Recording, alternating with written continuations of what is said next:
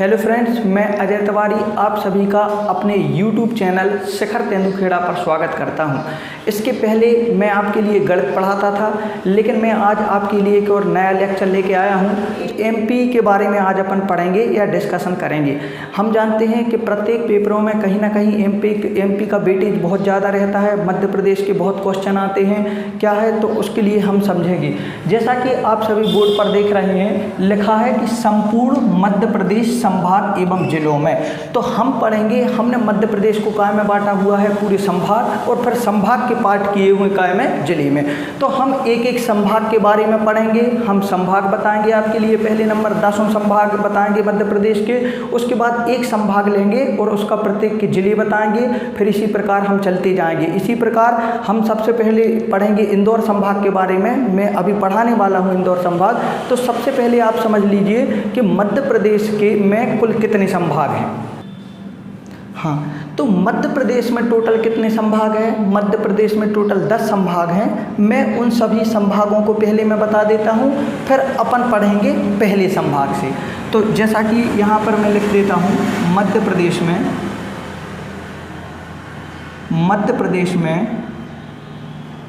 कुल 10 संभाग हैं। मध्य प्रदेश में कुल 10 संभाग हैं। हाँ, तो जैसा कि आप बोर्ड पर देख रहे हैं, मध्य प्रदेश में कुल 10 संभाग हैं। तो देखो यहाँ पर 10 संभाग के हमने क्या लिख दिए हैं, नाम लिख दिए हैं। तो देखो सबसे पहला कौन सा संभाग है? इंदौर संभाग है। दूसरा उज्जैन संभाग है। तीसरा सागर संभाग है। जबलपुर है। भोपाल है। फिर इसके बाद में छठवां संभाग कौन सा है? ग्वालियर है। फिर रीवा है। फिर चंबल है। चंबल के बाद में नर्मदापुरम है, और नर्मदापुरम के बाद में कौन सा है? शहडोल है। तो इन 10 संभागों के रूप में अपन सारा एमपी का में पढ़ेंगे, मध्य प्रदेश के रूप में पढ़ेंगे। तो अब हम पढ़ेंगे सबसे पहला कौन सा संभाग? इंदौर संभाग। तो सबसे पहले इंदौर संभाग के बारे में जानते हैं कि संभाग में है क्या। फिर पढ़ेंगे अपन इंदौर जिला के बारे में।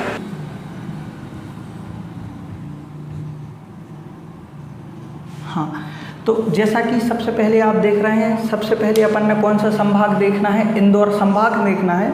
तो सबसे पहले समझ लीजिए कि इंदौर संभाग में है कौन कौन सी चीज़ें।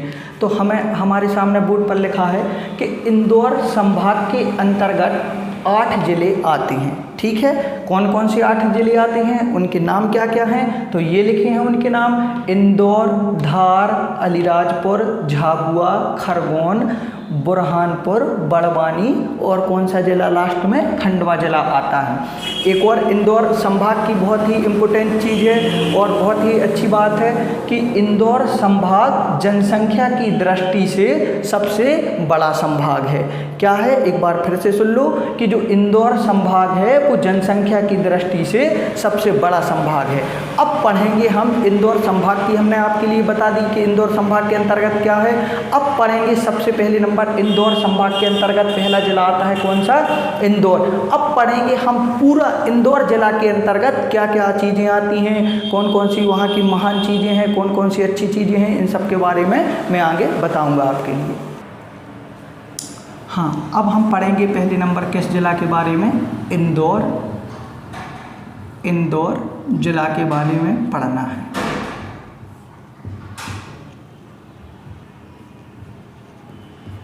किस जिला के बारे में पढ़ना है हमें? इंदौर जिला के बारे में।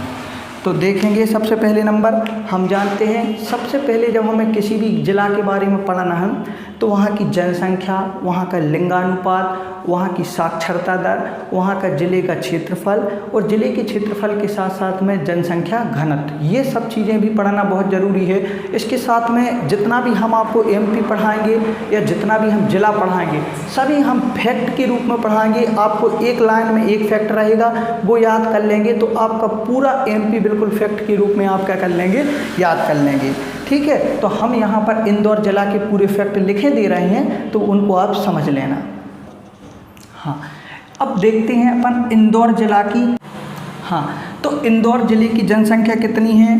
32,76,697 व्यक्ति। व्यक्ति यहाँ की क्या है भैया, जनसंख्या है। कहाँ की, इंदौर की। अब देखते हैं इंदौर का लिंगानुपात क्या है, तो 928 का क्या है, यहाँ का लिंगानुपात है। यहाँ की साक्षरता दर कितनी है, तो यहाँ की साक्षरता दर है 80.9% यहाँ की क्या है, साक्षरता दर है। जनसंख्या घनत्व कितना है यहाँ का, जनसंख्या घनत्व है 841 यहाँ का जनसंख्या घनत्व है। और जिले का क्षेत्रफल कितना है, 3887 किलोमीटर स्क्वायर यहाँ का क्या है, मतलब क्षेत्रफल है। अब देखते हैं इंदौर ज़िले की कुछ हम फैक्ट देखते हैं जो कि हमने बोर्ड पर पहले से लिख दिए हैं, इनको समझने का प्रयास करते हैं। तो इंदौर का प्राचीन नाम कौन कौन सा है, इंद्रपुर, इंदौर, अहिल्या नगरी, इसके क्या है, प्राचीन नाम है। इंदौर जो है वो किस नदी के किनारे बसा हुआ शहर है, तो इंदौर खान नदी के किनारे बसा हुआ शहर है।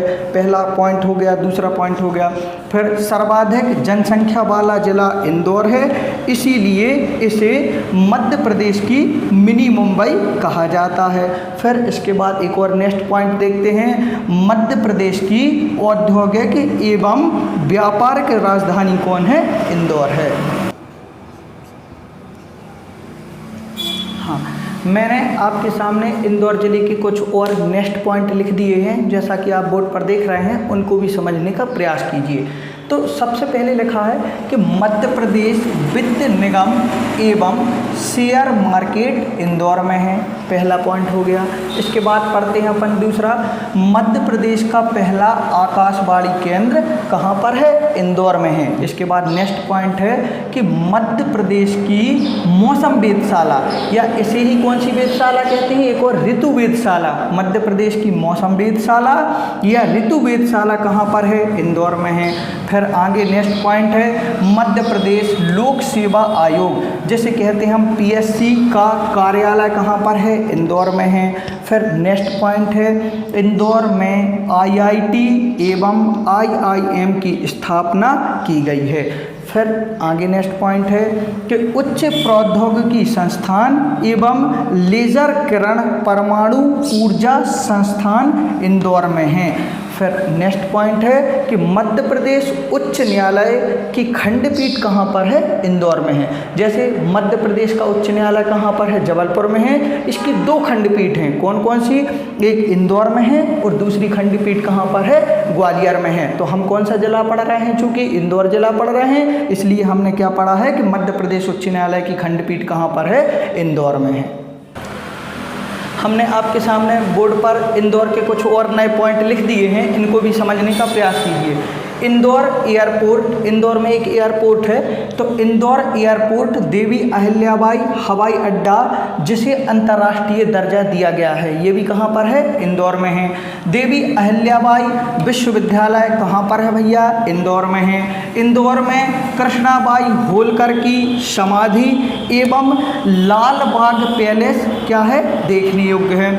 इलेक्ट्रॉनिक कॉम्प्लेक्स कहाँ पर है, इंदौर में है। यहाँ पर दो पार्क हैं, कौन कौन से पार्क, एक तो अप्रैल पार्क और जेम्स एवं ज्वेलरी पार्क कहाँ पर है, इंदौर में है। फिर इसके बाद आगे देखते हैं, संविधान निर्माता डॉक्टर अंबेडकर की जन्मस्थली महू इंदौर में है, जिसका नाम बदलकर अब वर्तमान में क्या हो गया है, अंबेडकर नगर हो गया है। ये भी कहाँ पर है, इंदौर में है। हमने आपके सामने इंदौर ज़िले के कुछ और नए पॉइंट लिखे हैं, उनके लिए भी समझने का प्रयास कीजिए। तो इंदौर में एक और स्थान काय का आता है, महू तहसील है इंदौर की, तो उसके लिए समझने का प्रयास कीजिए। कॉलेज ऑफ काम्बेड महू में है। चंबल नदी का उद्गम महू से एवं छिप्रा नदी का उद्गम काकरीबरडी एवं सोन नदी का उद्गम इंदौर ज़िले से होता है। फिर आगे टिश्यू पेपर बनाने का कारखाना कहाँ पर है, इंदौर में है। मध्य प्रदेश का सबसे छोटा अभ्यारण्य जिसका नाम क्या है, राला मंडल, ये भी कहाँ पर है, इंदौर में है। फिर इसके बाद में पाताल पानी जलप्रपात, कौन सा जलप्रपात, पाताल पानी जलप्रपात, जो कि चंबल नदी पर है और ये भी कहाँ पर है, इंदौर में है। फिर एक और यहाँ का स्थान है मांगल्या। मांगल्या में सूखा बंदरगाह है, ये भी कहाँ पर है? इंदौर में है। हाँ, इंदौर ज़िले से 2 नए समाचार पत्रों का भी मतलब प्रचलन हुआ है। उन समाचार पत्रों को पढ़ लेते हैं जो परीक्षा की दृष्टि से बहुत इम्पोर्टेंट हैं। एक तो नवजीवन समाचार पत्र है, जो भी कहाँ से चला था? इंदौर से प्रकाशित हुआ। इसके बाद में मध्य प्रदेश का पहला हिंदी समाचार पत्र, मध्य प्रदेश का पहला हिंदी समाचार पत्र जिसका नाम क्या है? मालवा अखबार का प्रकाशन भी कहाँ से हुआ था? इंदौर से हुआ था। किस सन में हुआ था? 1848 में हुआ था। इसी प्रकार के लेटेस्ट अपडेट पाने के लिए और इसी प्रकार की एमपी और आगे पढ़ने के लिए आप हमारे YouTube चैनल शिखर तेंदुखेड़ा चैनल को सब्सक्राइब कीजिए और वीडियो को अपने दोस्तों के साथ शेयर कीजिए। हमारे वीडियो को लाइक करिए और इसी प्रकार चैनल का सपोर्ट करिए। मैं अजय तिवारी आप सभी का धन्यवाद करता हूँ। जय हिंद, जय भारत। और यह पार्ट 1 है। इसी प्रकार के आगे के जिलों के हम और वीडियो बनाएंगे। इसके लिए आप हमारे YouTube चैनल को सब्सक्राइब कर लें और बेल आइकन को प्रेस कर दें।